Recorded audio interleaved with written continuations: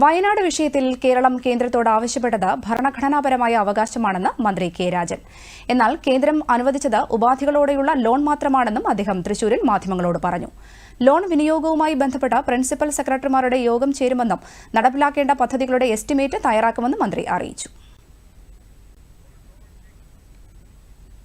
നൽകുന്ന ഡെവല്യൂഷനിൽ പെടുത്തി കേരളത്തിന് സാധാരണ നൽകുന്ന ഭരണഘടനാപരമായിട്ടുള്ള വിവിധ സംഖ്യകളിൽ പെടുത്തി കുറവ് ചെയ്യും എന്നും പ്രഖ്യാപിച്ചിട്ടുണ്ട്. അപ്പോൾ ഉപാധിരഹിതമല്ല, അടുത്തുപാധികളോട് കൂടിയിട്ടുള്ള ഒരു ലോണാണ് അനുവദിച്ചിട്ടുള്ളത്.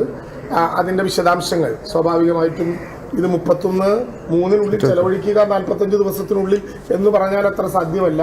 ഈ തീരുമാനമനുസരിച്ച് ഏൽപ്പിക്കുന്ന ഏജൻസികൾക്ക് തുക കൈമാറി ടെൻഡർ നടപടികളുമായി മുന്നോട്ട് പോയാൽ മതിയോ എന്നതുൾപ്പെടെയുള്ള കാര്യങ്ങൾ കൃത്യതയോടുകൂടി പരിശോധിക്കുന്നതിന് വേണ്ടി ഫിനാൻസിൻ്റെ പ്രിൻസിപ്പൽ സെക്രട്ടറി ACSനെയും അതുപോലെ തന്നെ റവന്യൂ ദുരന്ത നിവാരണ വകുപ്പിൻ്റെ പ്രിൻസിപ്പൽ സെക്രട്ടറിയെയും ചുമതലപ്പെടുത്തി അവരിന്ന് തന്നെ ആ കാര്യത്തിൽ ആവശ്യമായിട്ടുള്ള പരിശോധന നടത്തും.